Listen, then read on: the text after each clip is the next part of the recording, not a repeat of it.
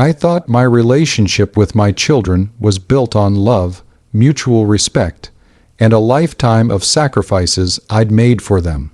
But apparently, it was built on a flimsy foundation of financial utility, and when I finally said no to a massive financial demand, the whole structure came crashing down. My son, Ethan, needed a $50,000 personal loan for a questionable business venture, and the bank insisted on a co-signer, specifically me, as I own my home outright. I refused. I simply couldn't risk my entire retirement security on a high-risk gamble. My daughter, Clara, who owns the home I was staying in temporarily while mine was undergoing renovations, immediately sided with her brother. She looked me in the eye and said, with a coldness that still shocks me, "Then don't expect to stay here. We need the room, and if you're not going to help Ethan, then you're just taking up space." Within 24 hours, I was homeless because I wouldn't risk my future. My response? Well, let's just say my daughter and son learned the hard way that when you burn a bridge, you better not be standing on it. Was I wrong to unleash the financial fallout I did? Or was this the only language my entitled adult children understood? Tell me if you would have chosen to protect yourself, even if it meant sacrificing the family dynamic. To truly understand this heartbreaking scenario, you need to know about my family and my recent circumstances. I'm a 60-year-old widow. My husband, bless his soul, passed away 5 years ago, leaving me with a fully paid-off home, the asset that became the sudden focal point of this entire drama, and a modest but comfortable pension and savings. I have 2 children, Ethan, 33, and Clara, 30. Ethan, my son, has always been an ambitious dreamer, but severely lacking in practical follow-through.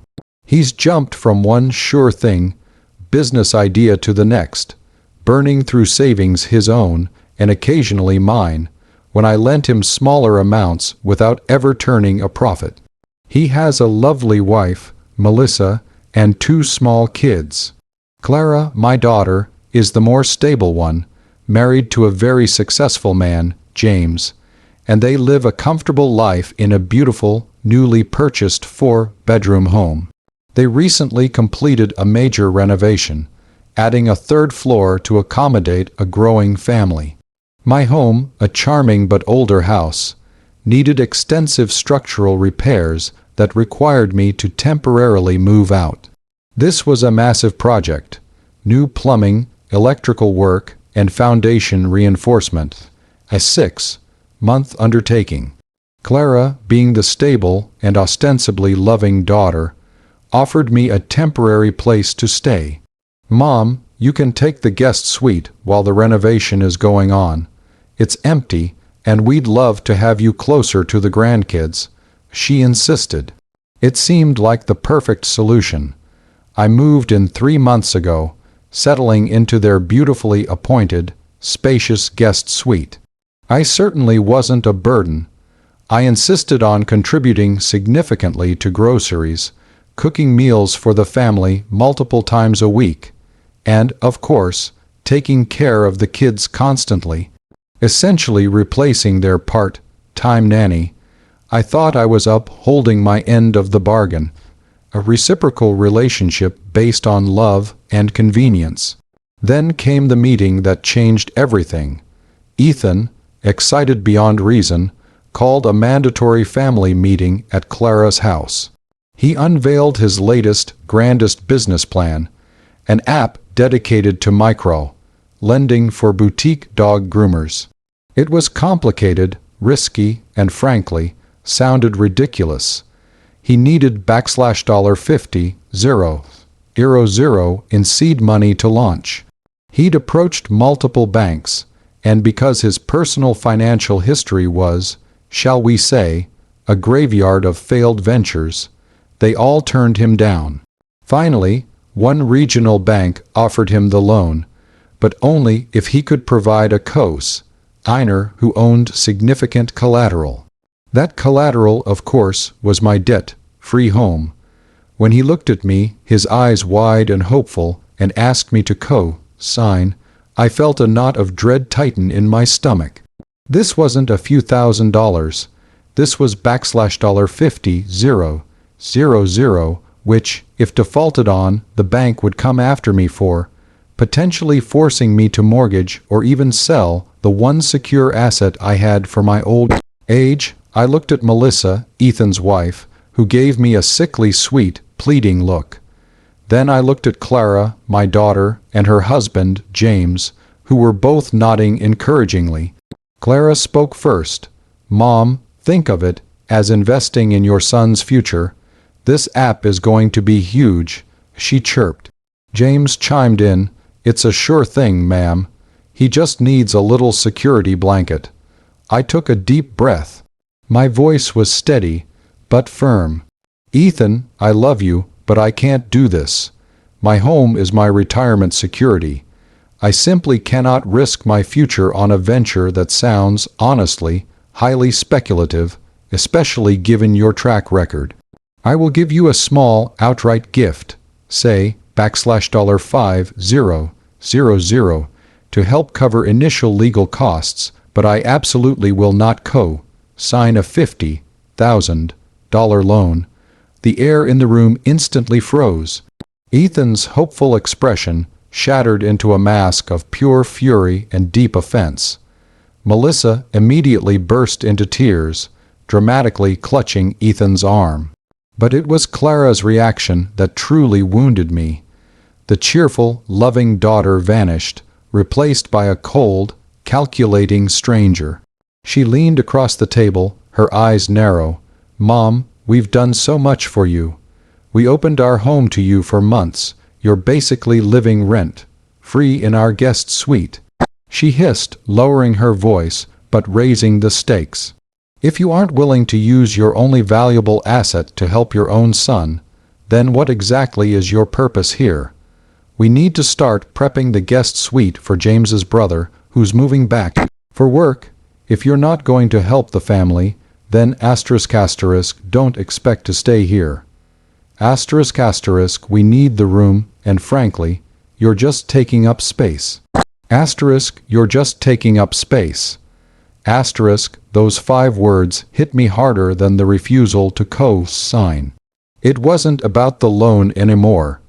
It was about the sickening realization that my children saw me as a transactional entity. My hospitality was conditional on my financial utility to them. If I wasn't willing to sign away my security, I was instantly worthless, a burden to be discarded. I looked at Ethan, who was now nodding along to Clara's harsh ultimatum, his fury directed at my selfishness. I was sitting in my daughter's house, homeless because I dared to protect my financial independence. I stood up slowly, my legs shaking, but my resolve hardening into a diamond, like coldness. I knew I couldn't stay another night, but I also knew I wouldn't leave without delivering a consequence that perfectly matched the cold, transactional nature of their ultimatum. So that's the situation I was in, facing sudden eviction by my own daughter for refusing to risk my retirement for my son's risky venture. I had to make a choice. Before I tell you what happened next, I want you to pause and comment below what you would have done in my shoes. Would you have begged, signed the loan out of fear, or would you have reminded them who they were dealing with? I looked at Clara, then at Ethan, then at James, who was suddenly very interested in the ceiling. I simply nodded once. "Understood, Clara. If I'm just taking up space, I certainly won't continue to do so. I'll be out tomorrow." I didn't raise my voice. I walked calmly back to my suite, closed the door, and started packing. They didn't come after me, not one of them. They probably thought they'd won, believing I'd cave and call them back, begging to sign the papers just to keep a roof over my head. But they fundamentally misunderstood the core of who I am and the financial power I still held. The first thing I did was call a moving company and arrange for an emergency pickup of my belongings for the next morning, directing everything to a short-term storage facility. Then, I sat down at the beautiful antique writing desk Clara had allowed me to use in the guest suite. This desk, ironically, was a family heirloom, a piece I had actually given to Clara and James for their wedding. I pulled out my laptop and began my counter-attack, which wasn't about anger, but about calculated, transactional justice. First, I called my lawyer. I instructed him to draft 3 immediate documents. 1. A formal demand letter addressed to Clara and James, detailing the exact cost of my time and labor over the last 3 months, specifically the nanny services I provided for Leo and Clara, calculated at the market rate for their city, which was significant, and the agreed-upon contribution to groceries and utilities that I had overpaid. I totaled it up, and it came to just over $18,000. I instructed him to demand immediate repayment. 2. A revised will and trust document, entirely removing both Ethan and Clara as beneficiaries of my home and the majority of my liquid assets, transferring those assets instead to a tightly managed educational trust for their children, contingent on my own control and survival. I would still provide for my grandchildren, but their parents would never touch a dime of my capital. 3. A demand for the immediate return of specific family heirlooms currently residing in Clara's house, the antique writing desk, a Victorian silver tea set, and a diamond pendant that belonged to my grandmother. All these items were gifts with a clear emotional legacy, and by treating me as disposable, they had forfeited the right to hold that legacy. The next morning, I was gone by 10 a.m. I left Clara and James a very polite note thanking them for the temporary shelter and apologizing for taking up space. I dropped off the keys with the note, which I placed under the aforementioned antique desk. As the movers were loading the last boxes, James came out, looking confused and slightly panicky. "Mom, what is all this? Where are you going? I thought we could talk." I just smiled serenely. As Clara explained, James, I was taking up space. I've adjusted my plans. The real fun started 2 days later, when my lawyer's letter arrived at their house via certified mail. The certified mail signature alone probably caused a moment of confusion, but the demands within caused a catastrophe. $18,000 for nanny services and overpaid utilities, demanded within 30 days. Clara called me, screaming hysterically, "Are you insane? You can't charge us for babysitting your own grandchildren. That's family." I was ready. "Clara, you taught me the new rules. When I was financially useful, I was family. When I wasn't, I was taking up space. Since the relationship is now transactional, I'm simply billing for my services rendered at the market rate you would have paid a stranger. Consider it rent." Ethan, too, was enraged, realizing my refusal to co-sign meant his business idea was dead in the water, and now his sister was being sued. He called, pleading with me to reverse the decision. I refused, telling him I'd already found a short-term luxury apartment for myself paid for by the money I saved by not co-signing his disastrous loan. The irony was sweet.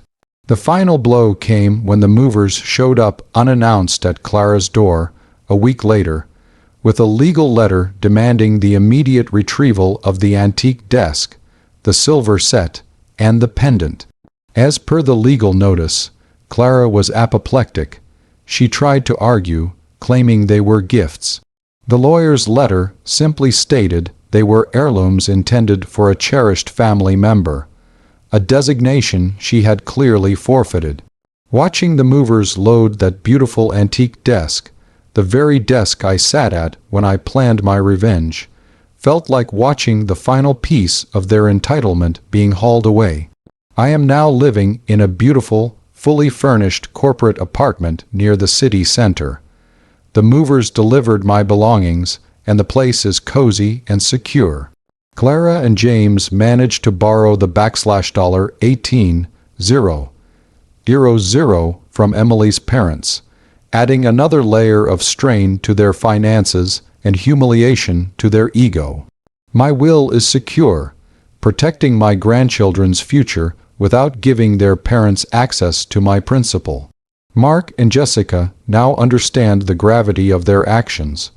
When they defined the relationship as purely transactional, I simply accepted the terms and submitted the bill. The silence is no longer deafening, it is peaceful. It is the sound of my financial independence and my self-respect being restored. The relationship with my children is irreparably damaged, perhaps forever, but I am safe, I am secure. And I finally taught them that a mother's love is not a blank check, and respect is the only currency accepted for her generosity. So that's the whole messy truth. I chose self-preservation over family harmony and leveraged my financial power to deliver a painful but necessary lesson in entitlement. Was I too harsh? Did I exploit my children's temporary hospitality? Or was this the only way to safeguard my future and reclaim my dignity from two entitled adults? Like this video if you were on my side, subscribe for more stories like this, and please, share your final thoughts on this whole mess in the comments section below. I'll see you all in the next story.